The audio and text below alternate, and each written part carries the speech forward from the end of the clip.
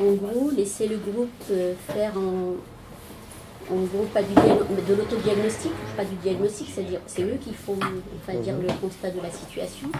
Mais ce que je constate aussi la dernière fois, ce qui a manqué, c'est-à-dire les personnes, ils ont pointé des problèmes, on va dire, ils nous les ont après relatés, voilà qu'est-ce qu'on peut faire en s'adressant à nous les professionnels. Mais je pense que ce qui a manqué, c'est la phase problématisation.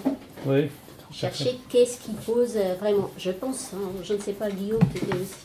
Ah, mais voilà. Ton avis, je suis tout à fait d'accord. Mais je pense que ça a manqué cette phase de problématiser avec les gens, quoi. De toute façon, il faut problématiser, c'est certain. À la question, voilà le problème, qu'est-ce que vous allez faire, il faut leur tourner en disant qu'est-ce que vous pensez qu'on devrait faire. C'est-à-dire toujours les placer comme acteurs.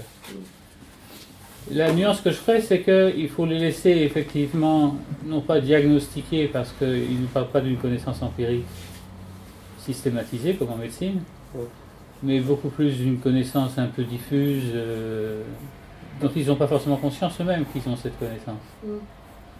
Donc il faut effectivement s'assurer qu'ils fassent une description de leur vécu, de la situation telle qu'ils la vivent, sans intention de poser un jugement sur cette situation.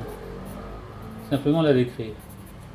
Et il est important que les premières rencontres, il y ait quelqu'un qui les accompagne pour construire un processus d'échange. Je me souviens avoir travaillé avec ce que vous appelez des habitants, un problème de circulation d'autobus, de lignes d'autobus. Et la première journée, ils s'arrachaient carrément les cheveux mutuellement. Donc, on a mis 3 rencontres avant d'arriver à avoir un mode d'échange qui ne nécessitait pas l'ambulance. Mais ils avaient une connaissance fondamentalement nécessaire qu'ils ne savaient pas qu'ils s'appelaient. Donc le travail a été de faire ressortir cette connaissance et de leur apprendre à construire. Mais c'est extrêmement exigeant sur le plan des apprentissages pour eux. Et dès que c'est amorcé, dès que la procédure est amorcée, qu'il y a une régulation qui se fait dans les échanges, il faut vous retirer. Avec une chaise de représentant du porte-parole disponible. Une fois que la parole sera construite. Et à un moment donné, ils vont sentir qu'ils sont prêts.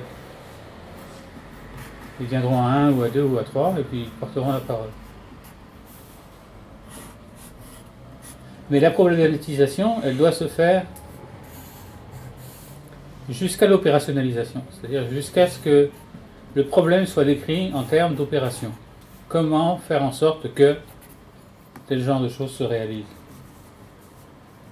Comment faire en sorte de modifier la ligne d'autobus du vendredi 7 entre 8h du matin et 10h du soir.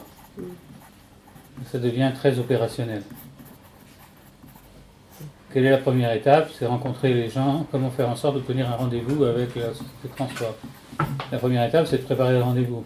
Donc comment préparer le rendez-vous avec la société de transport? On descend jusqu'à dans le concret, jusqu'à ce que quelque chose soit possible maintenant. Et puis il y a l'idée de faire étape par étape aussi, quoi.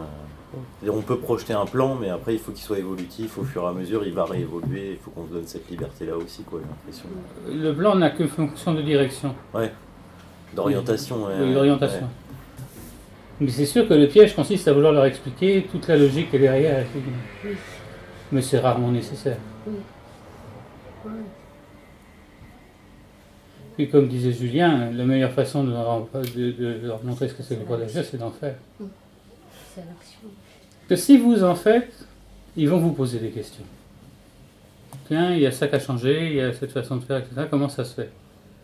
Et là, ça devient beaucoup plus facile de leur expliquer qu'on essaie de les aider à agir sur ce qui est important pour eux, leurs proches, ou la collectivité.